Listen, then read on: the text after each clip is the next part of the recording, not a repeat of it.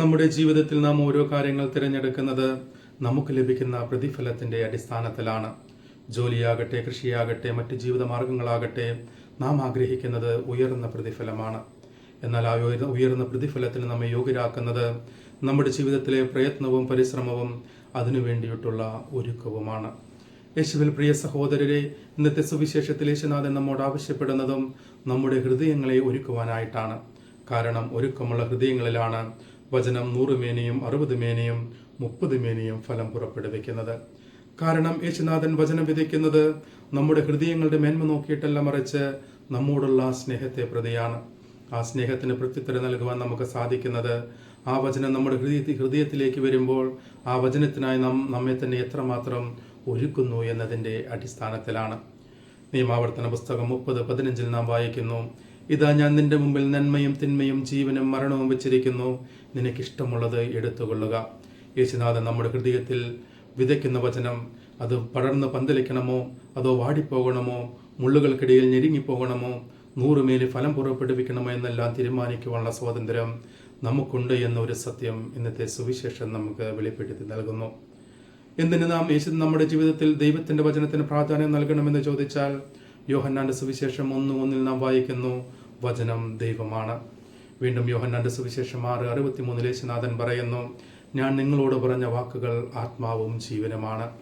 ആത്മാവും ജീവനുമായ വചനം, ദൈവം തന്നെയായ വചനം നമ്മുടെ ഹൃദയത്തിലേക്ക് കടന്നു വരുമ്പോൾ നമുക്ക് ആഗ്രഹമുണ്ടെങ്കിലും എന്തുകൊണ്ട് നമുക്ക് നമ്മുടെ ഹൃദയത്തെ അതിനായി ഒരുക്കുവാൻ സാധിക്കുന്നില്ല എന്ന് ചോദിച്ചാൽ, എഫേഷ്യൻസ് 6:12 പൗലോസ് പറയുന്നു, മാംസത്തിനും രക്തത്തിനും എതിരായിട്ടല്ല, പ്രഭുത്വങ്ങൾക്കും ആധിപത്യങ്ങൾക്കും അന്ധകാര ലോകത്തിലെ അധിപന്മാർക്കും സ്വർഗീയ ഇടങ്ങളിൽ വസിക്കുന്ന തിന്മയുടെ ദുരാത്മാക്കൾക്കും എതിരായിട്ടാണ് നാം പടപൊരുതുന്നത്.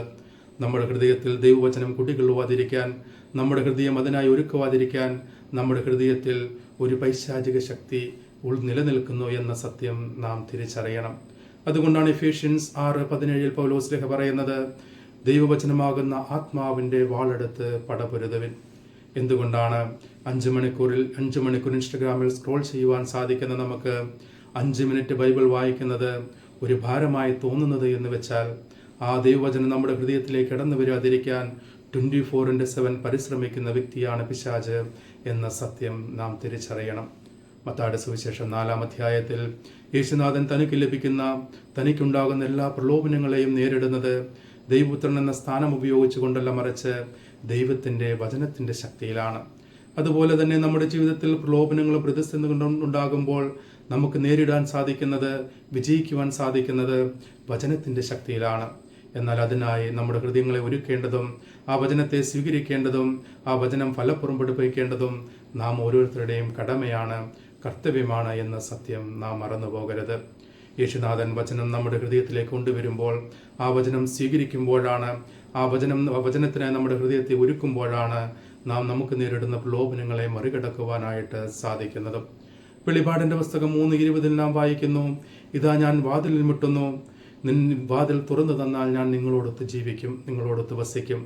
ദൈവമാകുന്ന വചനം നമ്മുടെ ഹൃദയത്തിന്റെ വാതിലിൽ മുട്ടുമ്പോൾ ആ വാതിൽ തുറന്നു കൊടുക്കുവാനും ആ വചനം നമ്മുടെ ഹൃദയത്തിൽ പടർന്ന് പന്തലിക്കുവാനും ഇടം നൽകേണ്ടതും അതിനായി പരിശ്രമിക്കേണ്ടതും നാം ഓരോരുത്തരുമാണ് എന്ന ബോധ്യം നമുക്ക് എല്ലാവർക്കും ഉണ്ടായിരിക്കട്ടെ.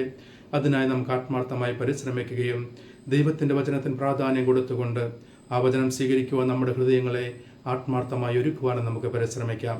അതിന് തടസ്സമായി നിൽക്കുന്ന എല്ലാ പൈശാചിക ശക്തികളെയും നമ്മുടെ ഹൃദയത്തിൽ നിന്നും നമ്മുടെ ചുറ്റുപാടുകളിൽ നിന്നും മാറ്റിക്കളഞ്ഞുകൊണ്ട് ദൈവവചനത്തിന്റെ ശക്തിയാൽ നമ്മെ തന്നെ നിറയ്ക്കുവാനും നമുക്ക് പരിശ്രമിക്കാം. ദൈവം നമ്മെ എല്ലാവരെയും സമൃദ്ധമായി അനുഗ്രഹിക്കട്ടെ.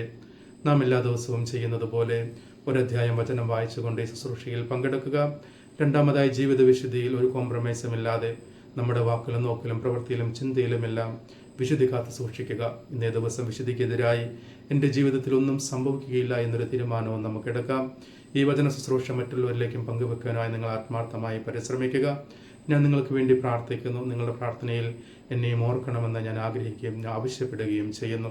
പരിശുദ്ധമായി ചേർന്ന് നിന്നുകൊണ്ട് നമ്മുടെ എല്ലാ ആവശ്യങ്ങൾക്കും ആഗ്രഹങ്ങൾക്കും വേണ്ടി നമുക്ക് ആത്മാർത്ഥമായി പ്രാർത്ഥിക്കാം. കർത്താവിൻ്റെ ആശീർവാദത്തിനായി നമുക്ക് നമ്മെ തന്നെ ഒരുക്കുകയും ചെയ്യാം. കർത്താവ് അനുഗ്രഹിക്കുകയും പരിപാലിക്കുകയും ചെയ്യട്ടെ. കർത്താവ് കരുണയായിരിക്കും പ്രസാദിക്കുകയും ചെയ്യട്ടെ. കർത്താവ് കരുണാപൂർവ്വം കടാക്ഷിച്ച് നിങ്ങൾക്ക് സമാധാനം നൽകട്ടെ, ഇപ്പോഴും എപ്പോഴും എന്നേക്കും. ആമേൻ. ദൈവം നമ്മെ എല്ലാവരെയും സമൃദ്ധമായി അനുഗ്രഹിക്കട്ടെ.